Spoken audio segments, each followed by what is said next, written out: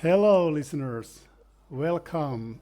My name is Jaakko Pispala, and this is I.Menestyjät podcast. Today's guest, you have had a remarkable journey from Fortune 500 leadership to a life on the family farm. How do you introduce yourself nowadays? It's a great question. I just introduced myself as John. I don't wear a title. I don't wear any sort of big titles. I'm just John. Perfect, perfect. When did the idea of living closer to nature, when it started to grow on you? So we bought this farm about 5, 6 years ago, and it was derelict. It was in very bad shape, and probably if it hadn't been for us, somebody would have knocked it down and built a small development. Had lived nearby, and we had sort of a small horse farm, and my wife wanted to have more space to have the horses here with us, and we just happened to come across this farm, and it's like, wow, this thing, if you could see past the dereliction and what it could look like once it was fixed up, it was perfect for us. So we got it and have been working at it. We had a bet if it would take 3 or 5 years. I think we were both wrong. It's going to take longer than that to get it perfect. But I guess you saw something that no one else could see when you passed by the place. Yeah, now, by American standard, it's old. It was built in 1900, and it's got some of that fantastic craftsmanship built throughout the house and the barn. And it's close to the city, but it's set back in its own plot of land. So we have isolation, but access to any convenience we could want. It's very nice. Okay, all right. Sounds good. So I guess it wasn't just a single moment when you decided to move to the countryside, but it was like a gradual thing that happened. Yeah, it was over time, and we started getting into horses, frankly, because my wife was into horses. I do have a daughter who's been riding for a long time, but my wife actually had horses, and we had them at the house, and, well, we wanted to expand the herd, so we did. So. Cool. So if we go back in your story, like I mentioned in the beginning, that you've been working in a Fortune 500 companies, and now you are retired, correct, right? Yep, couple of days now, yes. Nice. What originally drove you into the corporate career? It was just sort of the thing you did, right? So I came out of college and you got a job with the company and kind of moved forward.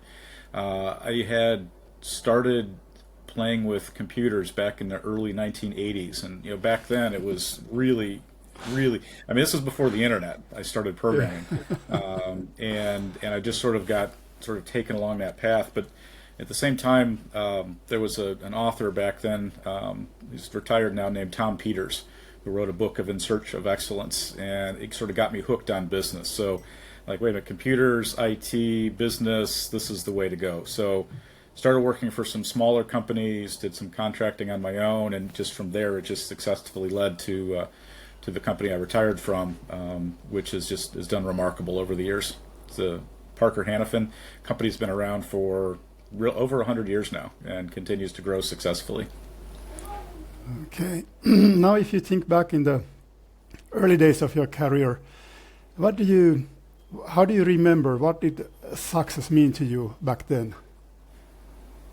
Oh, very different than today. I was very much caught up in you have to have the cool car, you have to have the big house in the right neighborhoods and the right friends and go to the right parties and have all the right. I remember kitchenware. I've liked to cook on and off, so I had to have the right kitchenware all the time. And I just always.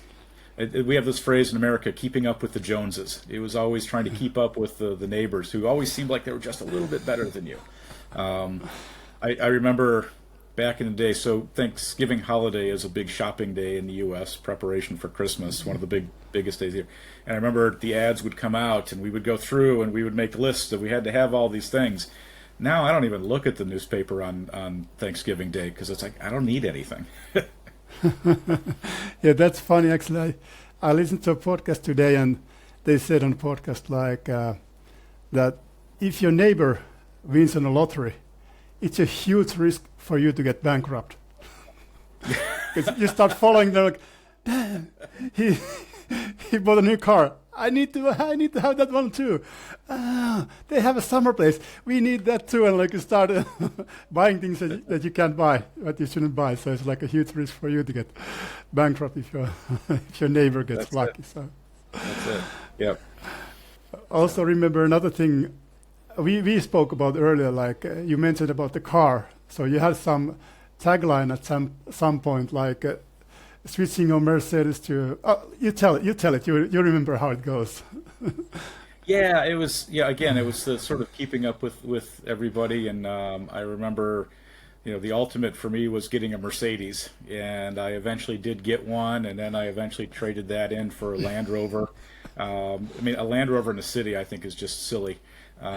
So, but I had the status symbol. I had the Mercedes E350 in black. It was the thing, and it was so cool that I had made it, and then realized that once we got the farm, it just didn't hold hay bales very well and couldn't tow for anything. So now you have a pickup truck. Now I have a big old American pickup truck, yes, and it gets a good workout every day. So. Sounds good. But I'm still sure that you learn a lot of lessons and principles, like from the early days on, that still guide you today in your life. Do you mind sharing some of the wisdom from the? Yeah, I think so. For me, a sense of fairness is probably one of the foundational elements about is everyone being treated fairly. I maybe follow rules a little bit too much because sometimes the rules are meant to be broken, but it's kind of like, hey, it applies to things apply to everybody, and so that's been a guiding principle. And just and curiously, I think that sense of fairness has also sort of over time led me to feel comfortable with some of the Nordic values that I've come to learn over the years, and I think that that's really made a big difference. Now, the other thing that's really propelled my career is I think about and study business and do business a lot. So not only have I been involved in continuing companies that have been bigger, but having the as we call them, the side hustles, the small businesses on the side that in part have enabled me to retire early as well. They've been so successful. But I've always been a student of business. Why things happen. And I think that's probably my favorite word, why. And that's probably been just lifelong curiosity about why did that happen, and then using that lesson to play forward. Okay, if this happened, what is that likely to mean, and be able to anticipate what comes next. I think that's something we have in common. I think that's one of the things that connects us, that we like to ask why. We like to see behind. We want to understand why something happens and what we can learn from it. That's it. Because some things on the surface are not always what they appear to be. My favorite is the newspaper headlines very rarely are telling the whole story. Yeah, that's probably true. Also, you mentioned about the rules, that following the rules and then sometimes breaking them. It reminds me of when I started dancing, and my dance teacher told me, like, okay, you have to learn the rules so that you know when and how to break them.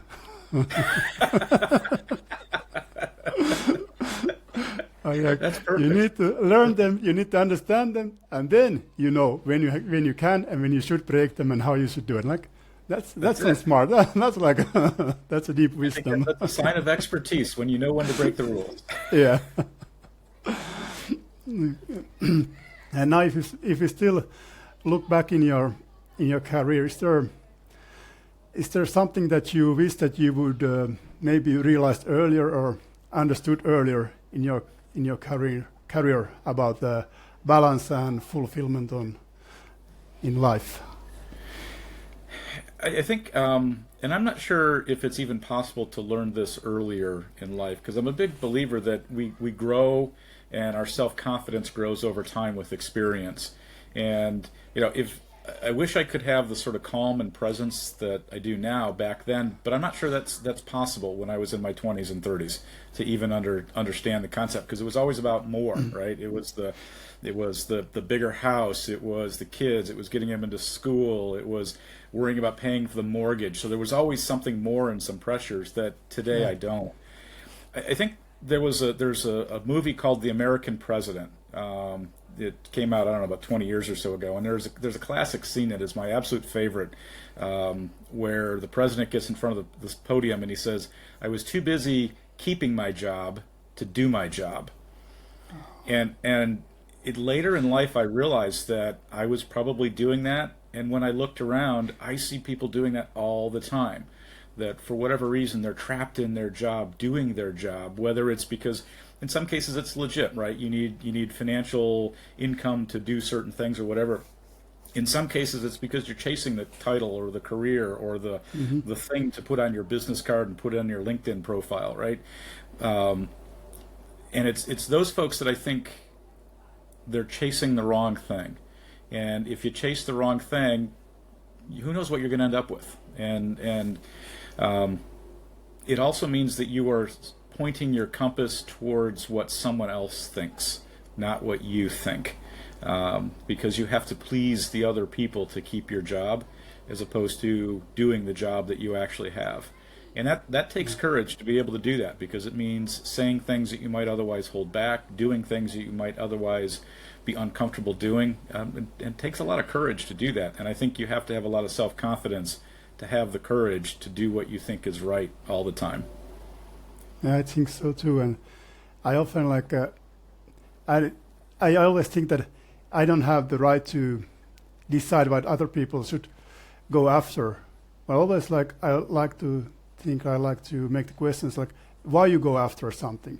If it's 100% clear why you do something and you're aligned with your why, then you go. But if your inner self is not aligned with the things that you are going after, then maybe there is something that you need to take a second look and see. Yeah, there's a saying I heard over time, and I think about it sometimes. If you can't explain what you do to a kindergartner, it's probably too complex. And I think maybe the same sort of thing is if you can't explain why you're doing something in life to a young kid, you're probably not clear yourself on exactly why you're doing something. Yeah, I have plenty of experience of that lately. I'm trying to explain. Oh, I like your mug. Yeah, that was a Father's Day gift. Yeah. You can see the coffee stains all over it. It's well loved. Now the question is what kind of coffee you have it in? Oh, it is proper pressed coffie. Nice. Now that I'm retired, I have time to brew it correctly. Perfect. All right, if we move on a little bit, if we start to talk about the shift, because you have had a shift in your life, probably several, but the one that I'm thinking about is in values and how you see your life. So how did your priorities, how they begin to evolve? Do you remember some single moments on your path, or is it just a slow growth? I think it was a series of things that led me here to today. First is, really a very personal thing is I probably ruined my first marriage because I was chasing the corporate career too much. And, that was probably the first of the big changes I had to make. And that was difficult for me and the kids. But I think along the way I also met probably the most fantastic Finnish woman I could imagine, and she said yes when I asked her to marry me. So that then more deeply introduced me to some of the concepts in the Finnish culture. And boy, you can imagine, and I know Jaakko with your wife, the cultural differences in the conversations that say in the American culture and the Finnish culture. We had some very interesting discussions early days about trying to figure out what's right, and the answer was we were both right from our cultural point of views. But it really opened my eyes to thinking that, wait a minute, there is something different than chasing the American dream, if you will. Then I think kind of introducing horses made a difference, because they are very special creatures that with a dog or a cat, you can love them, you can take care of them, but they can be independent for a while. Horses need attention, and they will tell you if you're not giving attention. They demand your presence. And building the confidence to be around these 1,200-pound beasts was something. I I was scared of them to begin with, right? I mean, there's this thing that's looking down at you and trying to, get you to do something. It was quite scary. Now, I'm very comfortable with these horses, and they're very comfortable with me, and that makes that confidence of being able to be comfortable around a creature that's physically bigger than you and could really hurt you if they wanted to. That makes a difference. The other, I guess, very personal pivot point for me was when my father passed away a couple of years ago. I reflected on his life and his journey, and I said, when my time comes, are there things that I would regret not having tried? The answer was, yeah, there was a whole bunch of things that I wanted to try that if I stayed on the corporate treadmill, that I would never get to do them. So that sort of started a clock ticking, and then, of course, once that decision was made, it was very interesting, Jaco, because it was actually very calm. I think things over in my head way too much, but the decision to actually leave the corporate world was a fairly calm decision, almost like a light switch being flipped. And then it just started a 3-year journey to prepare things for the exit that happened, just last Friday. So it was a long journey to get here. A lot of things meant to it, but I wouldn't change anything along the way. Yeah, I think I understand you, and like also when I asked you earlier about the what would you think back in the days about values and everything, like when I see younger people who share the same values than I do, I don't feel regret. I feel happy for them that they have found the same kind of life that I have, but I don't feel sad that I found it only now, and some guys found it with 25 years old, and for me it took more than 40 years to figure it out. Like, I'm just happy for them, and I think that's also like a big sign of that the path is right, that you can enjoy the other people finding the path without the competition, like, oh, he's only 25 and he's already doing that. I was doing something completely different when I was 25. Like, I don't know if you understand what I mean. But I do, and I think we all find our own path. We find it at different times, and the other thing, and why you don't want to benchmark yourself with others, is that other person might look like they have it all together at 25, but they probably don't. You just don't see it, right? Yeah. And that's why it's not good to benchmark against other people, is you don't know what the whole story is. Exactly. But that only comes when I can be true to myself, that I don't need to benchmark myself to others. Because earlier I was always like, if I go to the gym, like, how much he's putting weight on. If I was buying something, what is he buying? Oh, he has a nicer car, he has a nicer watch. Oh, he must have been lucky, or he has this. Always explaining things like, how can someone look more successful than I did? And that's like, nowadays I'm just happy when I'm home with the kids, and that's like, I don't feel that I miss anything. I have a lot of goals to get, but I don't miss anything. Like, life feels fulfilled already now.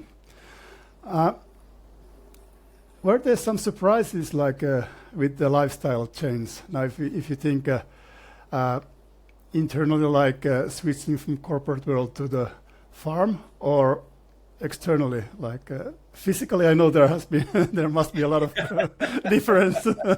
But like yeah, the physical part is great, because I'm actually healthier now with the farm life than I was with just a pure office life. So for sure, it's great. For sure. Yeah. So I think probably the biggest change for me is understanding what was good enough. I always had this image of what things the way should be, what perfect is, and of course it's driven by culture, it's driven by organizations that always want perfections, but learning what is good enough, and I think that was hard for me for a while. Some of the classics are, if you're going to do a project, make sure you do it with the right tools. I would be all about making sure we had the right tools and material and equipment. And my wife would say, well, what's available to you, and use that. We need to pound a nail in. Well, I need to get the right hammer. No, there's a rock over there. Use the rock to pound the nail in, right? there's a gate has come off the post. Okay, we got to go get some new hinges. No, you don't. Go get some string and tie it up, and it'll work just fine.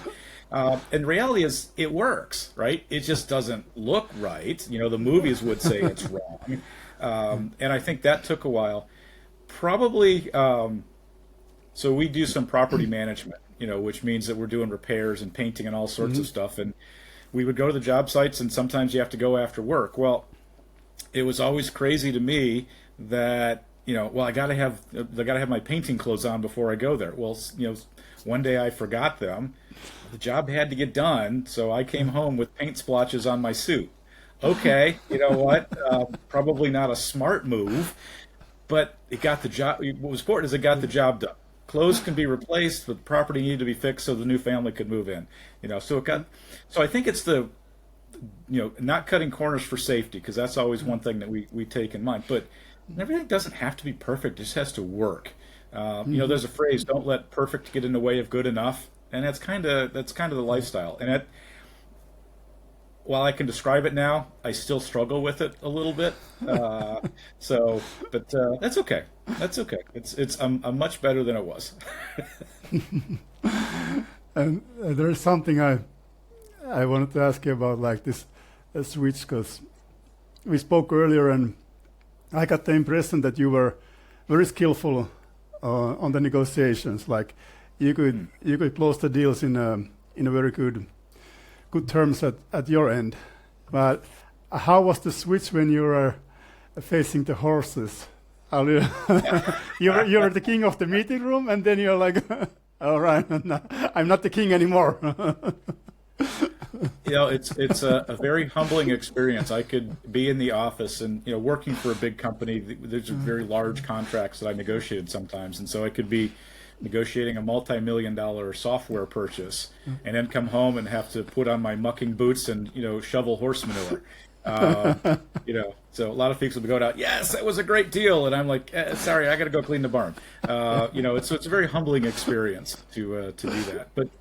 But it also, for me, was perfect because it allowed me to disconnect. But yeah, a lot of what it's so it's an interesting question you bring up about. I've spent the last 10 years where a big piece of my job was negotiating large software contracts, and just it took a lot of time and energy out of me, and it's interesting because I don't know that I'm ever going to use those skills again. I might use them in a little bit to do a deal, but what it took to negotiate, say, a 7 or 8 figure software deal, the skills are of no use on the farm.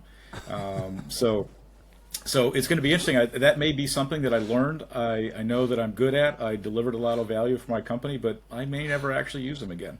And I don't know what that means. Someday I'll figure that out, or I won't. I don't know. Nice. Okay, and now moving on. You mentioned you have a Finnish wife, and you have mentioned several times Finnish sisu. So you want to describe what it means to you? How do you see it? If there's something to get done, figure out how to get it done. And I think so. Sometimes in the past, and again, this kind of ties back to the don't let perfect get in the way of good enough. At some point, if I couldn't get done in the past, I'd call someone else to do it, and I was much better writing a check than turning a screwdriver. Which is funny because I don't think you use checks in Finland anymore. We still use them a lot in the U.S.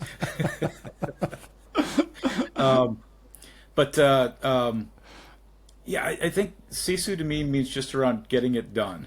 And I know you and I have had some other discussions that sometimes overuse of sisu can go too far, right? So, look, if the horses need to be taken care of, you got to take care of them. You got to take care of the safety and make sure that they're good for the night. They've got the food and everything they need. But you might not get those 3 other repairs done that you need to that day or need to get done. It might need to wait till tomorrow.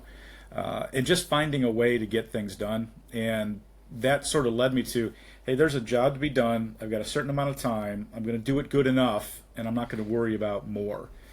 But again, you and I again talked about overuse of sisu, and I do keep that in my mind sometimes about, hey, do I really need to do that extra thing? Is it really going to make a difference if I go all that extra way? Like at some point, if you're in a hot day, if you're out and you're sweating a lot and you can just feel your body beginning to shut down, stop the work, right? Because then it becomes unsafe. Yeah, the work can wait till tomorrow, but don't push yourself till they're calling the ambulance, right? And so I think that's an extreme example, but working on a farm, I've not had the ambulance called, but a few times pushed myself to the edge physically. And you just have to find that line. But it's about just getting it done and trying to leave as few things for tomorrow if you can. Yes, I see. And I think there comes another Nordic word, which is lagom. I don't actually know how to pronounce it, but it's also like has some deep meaning for you. Do you think it's a combination of sisu and is it lagom? How do you pronounce? Do you know? Lagom, the Swedish concept. Lagom, lagom. I've heard it both ways. Yeah, I think to me they're different ideas, but they go together very well. That what is the right balance? What's good enough? We talk a lot about work-life balance, and how do you determine how much you want to work, how much you want to live, and do other things. And so, to me, it's finding that right amount. For instance, in retirement now, how many hours a day am I actually going to work? I don't know. Some days will be 2 days, some 2 hours. Some days it'll be 14 hours. It's going to just depend on what needs to go on that day. But finding that balance and not doing things too extreme. An example would be going out and enjoying a drink with friends, right? You can have 1 drink, 2 drinks, and that's probably enough. You don't need to drink the whole bottle of something. That's going too far, and then you're out of balance, and then you got a hangover the next day, right? So it's that what's the right amount of something, and again, I mean it's to put it very bluntly from a retirement perspective is how much do you need? How much money do you need to retire? Some people would say, "Oh, if I don't have $20 million in the bank, I can't retire." Well, no, you don't need that amount of money in the bank to retire, right? Everybody's got something different. What's the right size house that you need? In America, if you don't have a 6,000 square foot house, you must not have a big enough house. Well, a 1,500 square foot house lives pretty well, right? So how much do you really need? Do you need the new car, or can you have a used car? They both get you to where you're going to go, and I think that's sort of finding. And for me, good enough in finding balance and not caring what I look like when I show up. Yeah, you need to be professional and all that kind of stuff, but I don't have to have $1,000 suit. I'm happy with my denim shirt. yeah, I hear you, and I think I need to give points to myself on my personal growth, because I could give some credit to the Swedes also. Like I could not have done it like 20 years ago, but now I can give credits for the Swedes that they have come up with the term that is also useful in a life, finding the nice life. I think, Jaakko, I think there's another piece too that is common across that. Again, my outside understanding across the Finnish and Swedish culture is the concept of equality, right? As much as we say America is a land of opportunity, there is not really equality in the U.S. and any different angle you can do that. But it seems that there is a lot more equality. I remember with all the time I spent in Sweden working with my colleagues, you would get in a room, and if you didn't know it, you didn't know who the boss was, right? Because they would have open conversations and they would challenge each other equally. And I found that to be very refreshing, because it was about finding the solution, not about what does the boss think. And often in the U.S., I think that's how the conversations go. And then in Finland, I mean, one of the most gender equal countries on the planet, I think that sense of equality is really important as well, because I think everybody brings something to it. Everybody brings different capabilities, and we should all be seen as equal.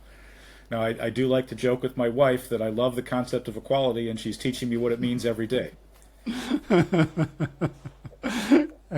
I can relate to that also.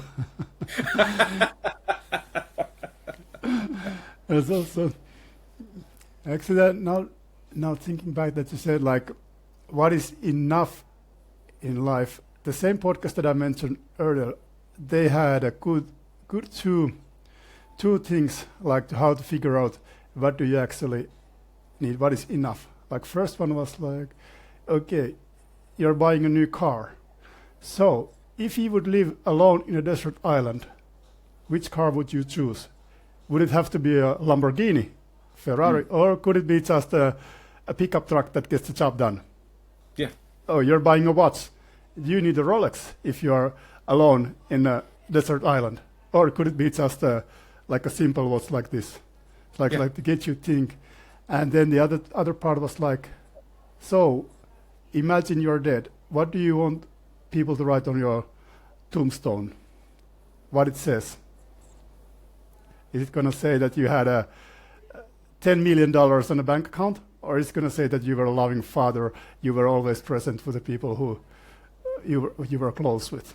So like I think getting the right mindset. Yeah, I think that's you hit it right there, Jaakko. I completely agree in terms of what is enough, because you can't take it with you, right?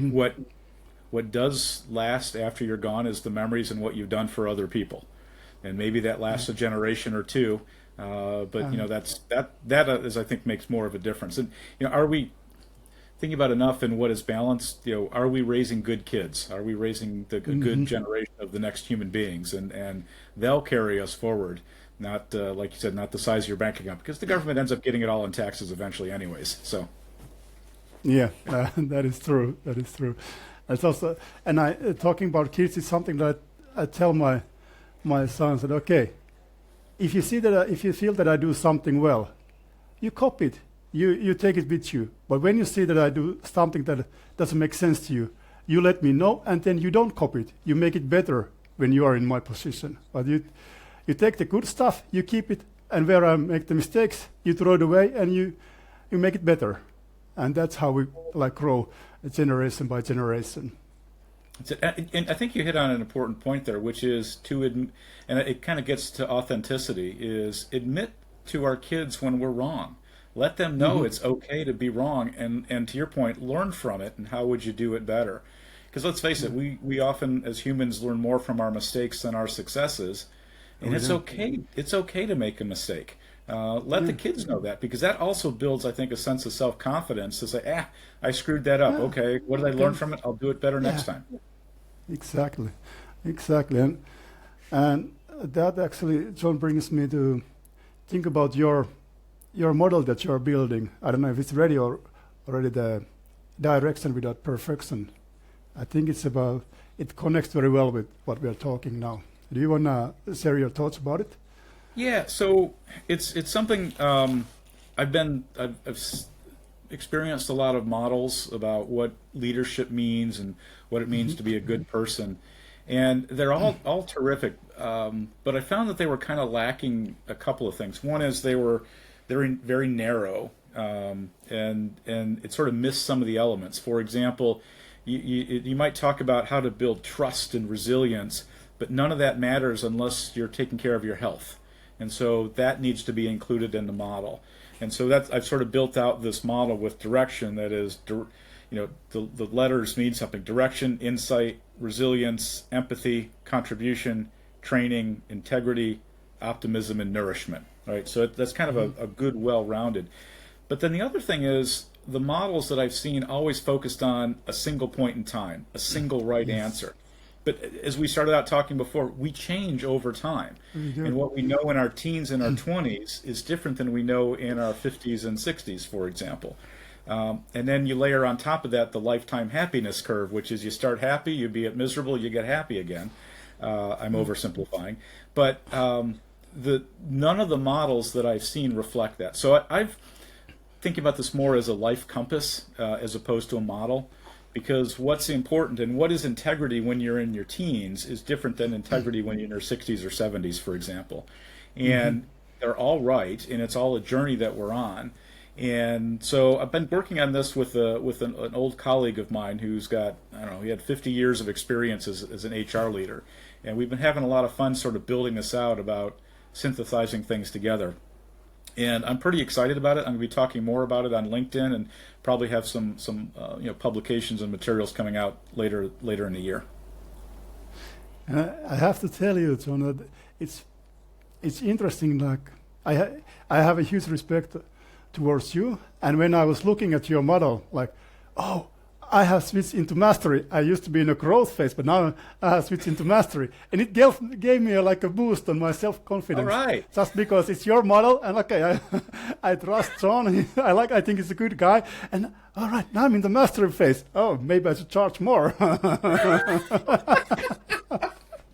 It's like, well, I love it how it gave me a little boost on my self-confidence, like giving credit to myself, the things that I know already. Like I like the model. Jaakko, I'm pleased to hear you say that. And by the way, for the listeners, this is the first time I've heard this from Jaakko, so it's a real delight for me to hear it. But that's kind of why I'm doing it, because I think there's a lot of folks that just why is it not there? If they're still chasing perfection, well, guess what? It's not perfect. It's going to be a journey. Are you getting better? And celebrate where you're at, because you didn't get where you are if you didn't do what you already did. So I'm thrilled with that feedback, Jaakko. Please keep it coming. I will. And that is good model.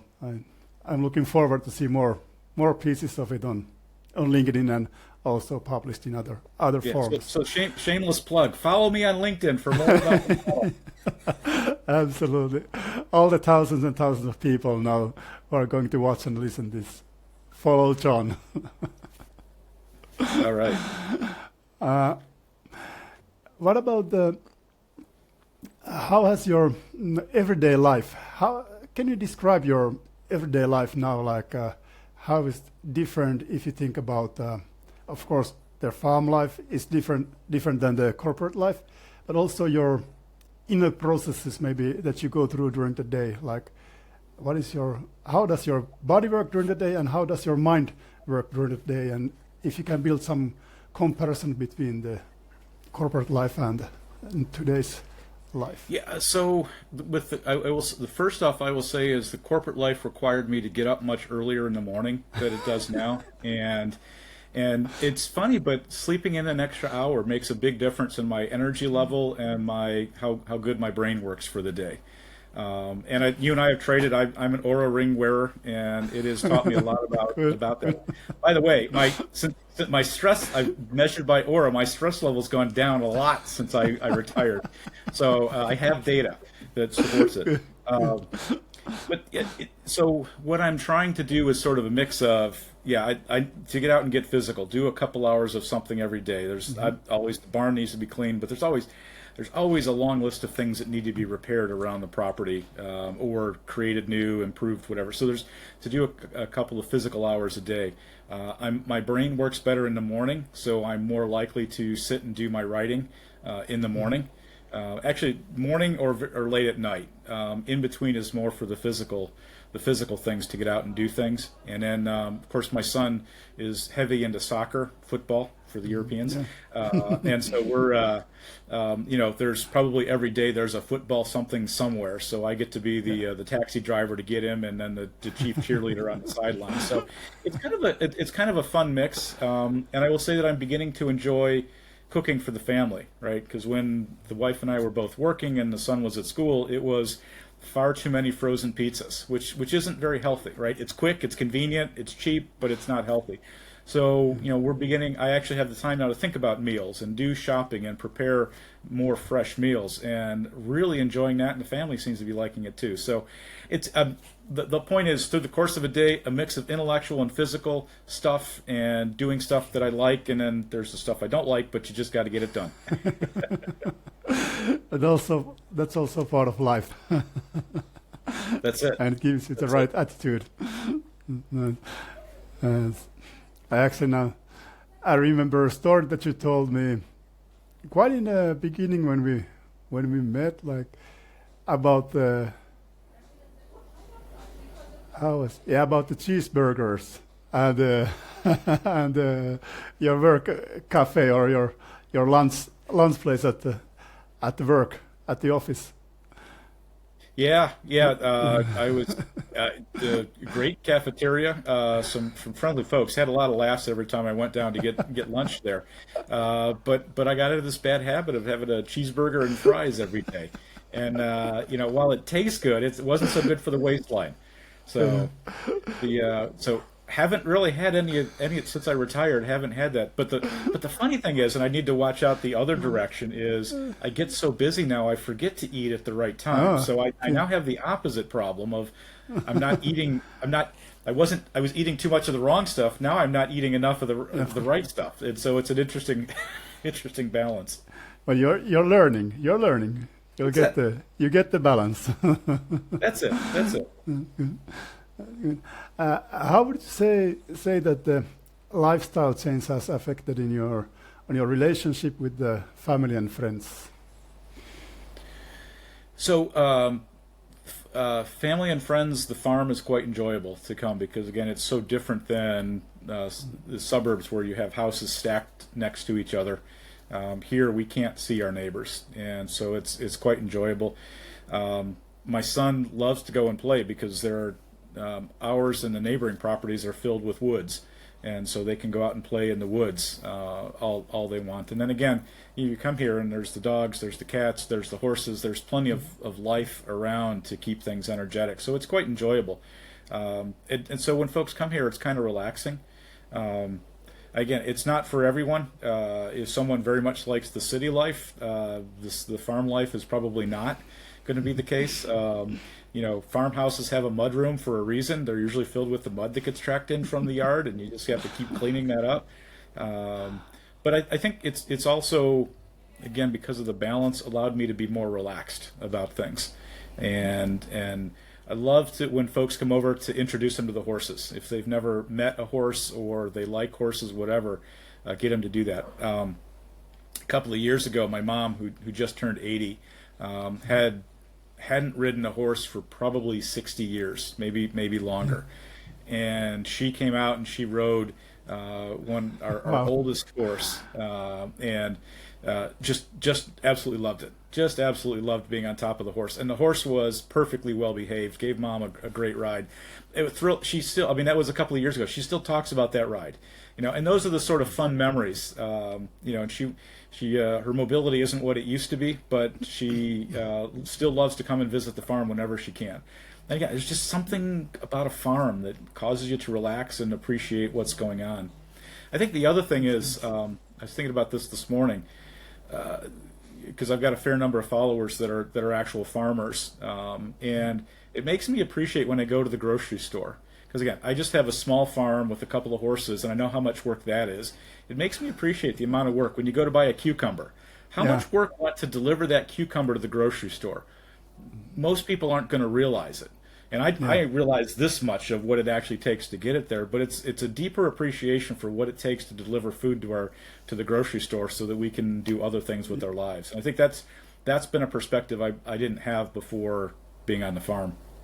Yeah, for sure. That's important to understand. Like, it's not, the food doesn't come by itself to the to the markets. That's it. That's it.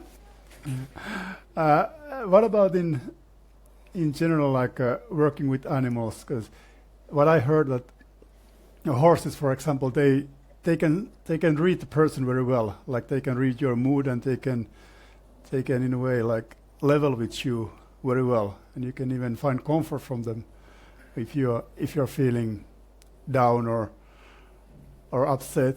But have you learned something working with the animals? Have they taught you something that you didn't have a clue before working with the animals? So, yeah, I've learned an awful lot working with them, and you're spot on. Horses, and I think dogs are probably two of the most sensitive to human moods, and they will respond. With horses, you have to be very careful when riding them because they will sense if you're confident or fearful, and they use that to decide whether you or they are in charge of the ride. If you're fearful, they're going to do what they want to do, and they don't always do what you want them to. If you're confident, they will follow your lead without question, and so that makes a difference. In the barn, sometimes a horse will misbehave, and you have to discipline the horse to get it to understand that was not an appropriate behavior. Or the flip side is if they're being great, you go in, you can give them hugs, you can scratch them, you can brush them, and they absolutely love that. In some ways, they'll just sort of melt in their own ways. What it's also taught me is how to read body language better. And with horses, I've learned two things. One is look at their eyes. If you can, if you don't see any of the whites of their eyes, they're pretty good. As soon as you see whites of the eyes, they're getting irritated. And then look at the position of the ears. If, depending on the position of the ears, if they're both pointed in one direction, if they're leaning forward, backwards, if one's leaning backwards and one's forward, those will tell you different things about how alert the horse is and what it's paying attention to. And those things make a big difference to know what mood the horse is in. There are times I'll walk into the barn and I'll sense the mood of a horse, and it's like, I won't go in that stall because that horse is wound up about something. And other times that I'll be in the barn and I'll leave the stall door open and they're fine to come and walk around because they're perfectly calm and in a playful mood. So that then translates into watching people, and how do you watch the body language for how people are behaving and what sort of mood they're in. So that's sort of attuned me to that quite a bit. That's interesting to hear. I think I need to ask you more details about that at some point.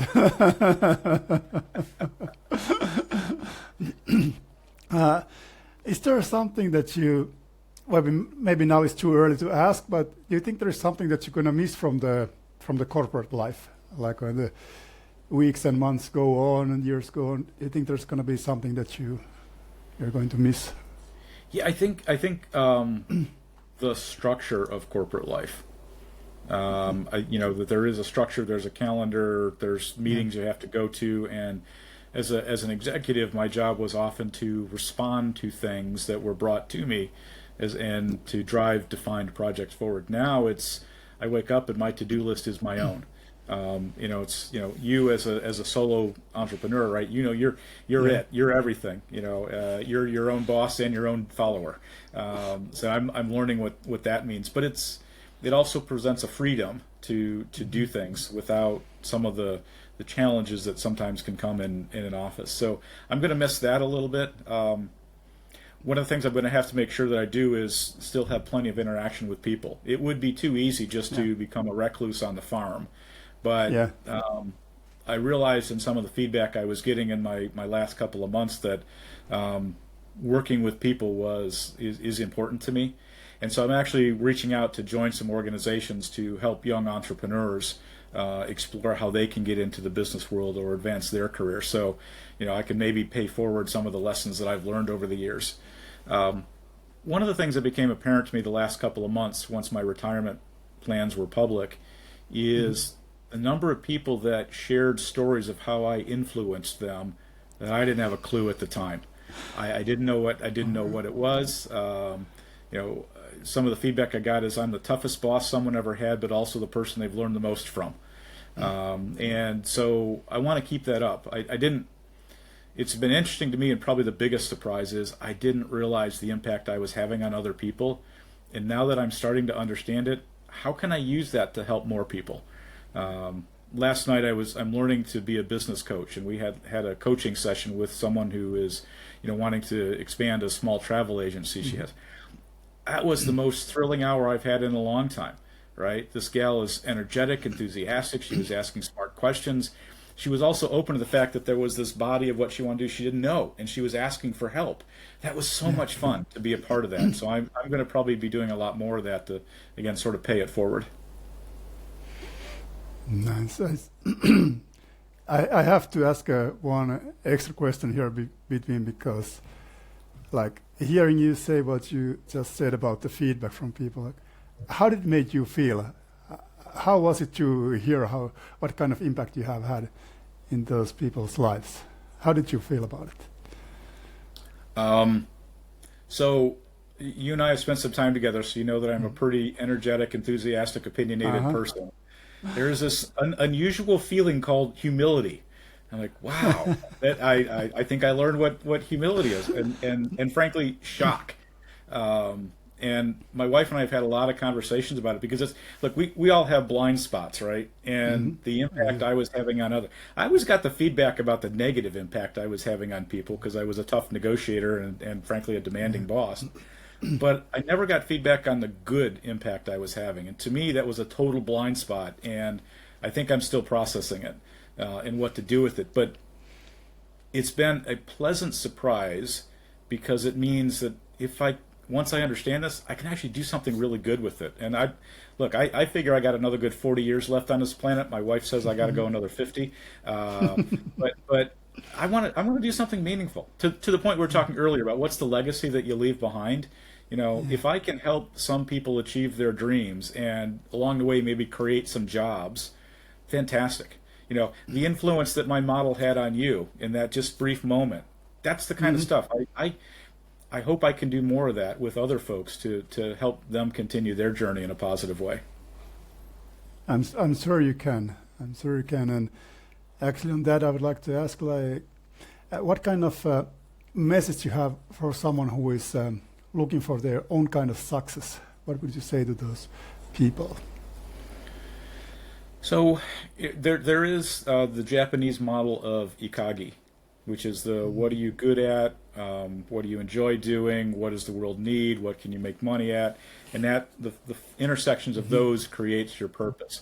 I think finding that is helpful because again, there's you can do anything you want. Sure you can, but not everything puts food on the table, right? So you got to find those things that create value, economic value of some sort, and finding it. And by the way, it might change over time, right? It's not stuck where you're at today, but finding that intersection of things, I think is important. Be able to have some. If you feel that you're not as self-confident as you should be, that's probably one that probably makes all the difference in the world. Because having courage, having sisu to push through things that you're not sure about, is very challenging.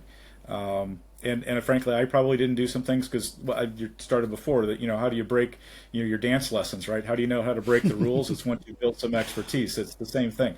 So part of it is gaining experience, and you can gain it your own experience or get some mentors around you, some other people that have been there, done that. There's any number of people that are willing to offer their time to get forward. But I think for me, it was self-confidence developed over time and surviving a couple of difficult times in my life. Frankly, and anyone who's been through divorce will know, divorce will tear you apart, and you're a complete mess for 1 to 2 to 3 years.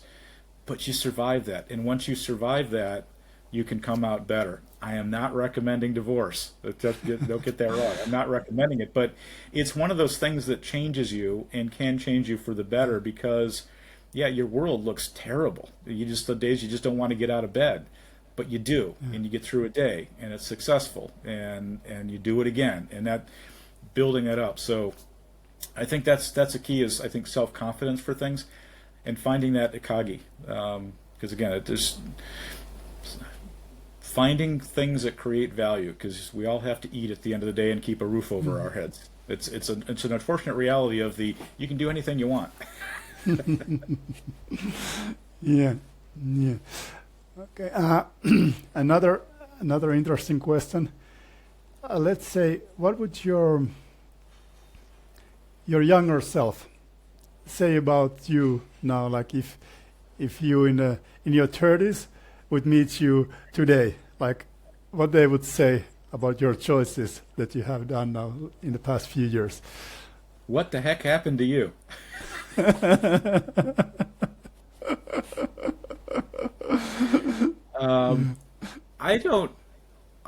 It's interesting. It's because I remember you sent me that question. And I've been thinking about it. I don't know what 30-year-old John would have thought, because my perspective on things and the lifestyle is so different than where I was back then. And of course, I wouldn't have gotten here if I hadn't been through that phase. So I don't know that I would have listened to myself back then, and taken advice. I have just changed so much in ways that I could have never imagined. My life did not take the trajectory that in my 30s I was aiming for. And guess what? I'm happy it didn't. I'm really happy that it didn't. I'm sure you are. That's one of the benefits of running your own podcast. You can ask the questions and you don't know the answer. I don't have to worry about what to answer. I can just throw it to you, and you need to figure out how you answer the question. I have no clue what to answer. That's it. I think Jaco, as I'm thinking out loud about this, I'm not sure if I reflect if I was happy back then, right? Yeah. I today can say I'm genuinely happy with things, and I think that partly comes from self-confidence. But back then, I'm not sure I could say that I was ever really happy. So I think that's been kind of a big change in me is, and it kind of ties back into that what's authentic. Look, what you see is what you get. There's no off-camera John that's different than the on-camera John. What you see is what you get, and I don't have to worry about what I've told certain people because it's all out there, right? And I just share it, and you laugh at it or you don't like it. Okay, great. Take with what it is.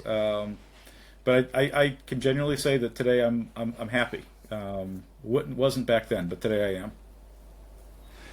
Yeah, I remember one time like we had a call and we both like shared that, it's super fun to have the call, and we had like a 1 hour call, something like now, and like laughing a lot, but after the call, I'm gonna need some time to myself. And it's like, it's okay to admit, like, yeah, I like to hang around with you. It's fun. It's nice to switch ideas, but I'm gonna need some time to myself after. Like, and there's no, there's no like bad. It's okay to admit. It's no worries. And it's part of being authentic and being open. Like, yeah, that's how it is. There's no need to hide it or not. That's it. Yeah, and don't take this personally, but as soon as we're done, I got to go clean the barn stalls out and shovel manure. So don't take it. You got to do some grounding. That's it. You got it.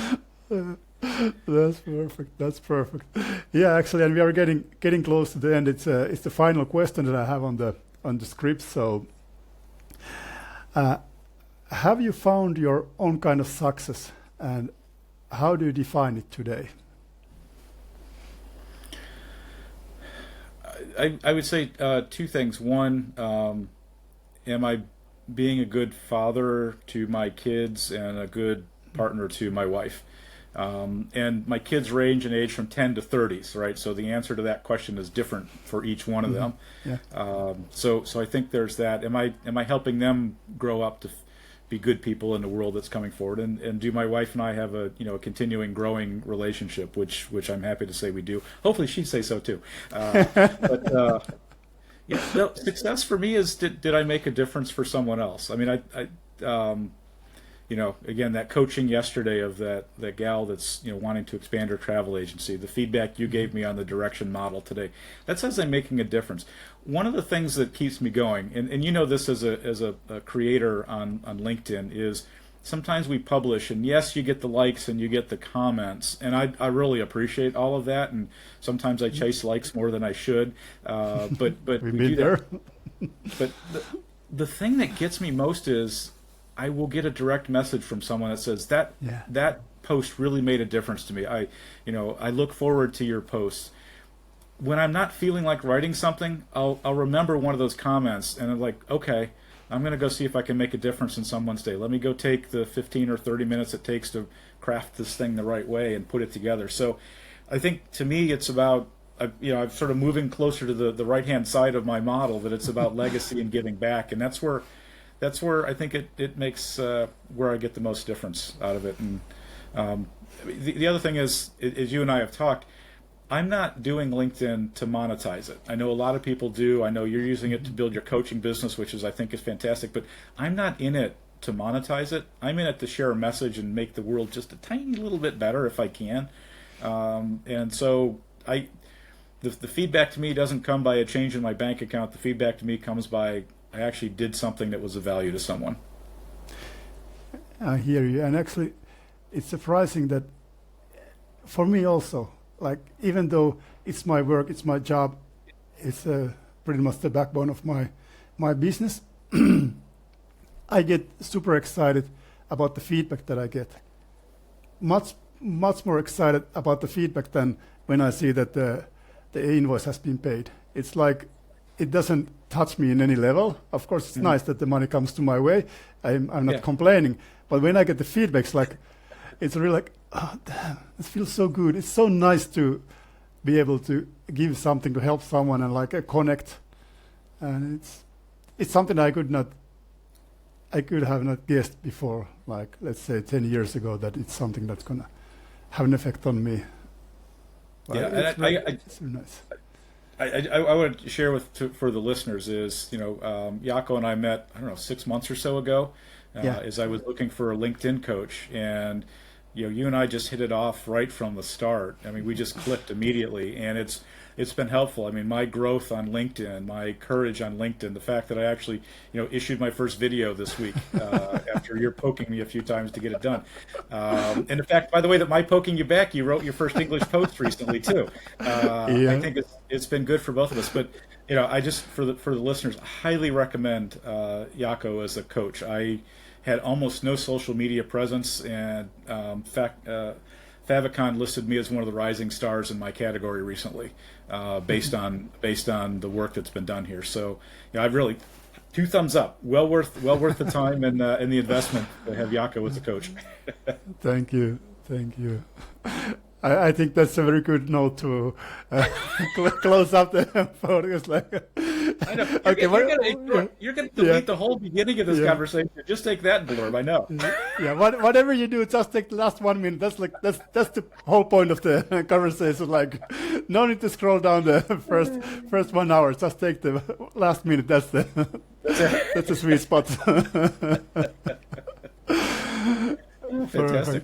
Hey, John, I'm very happy that you came here that you took your time and we could have this conversation, and you were a guest at the podcast, and I'm looking forward to meet you in person also as well. It's going to be That's very super soon, yeah. exciting.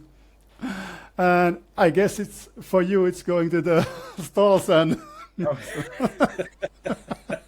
That's it. Go move some manure. That's it. yeah. Perfect. All right. Thank you very much. All right. Thanks for having me, Jaakko. A pleasure. Thank you. Bye, All right. everybody. Bye.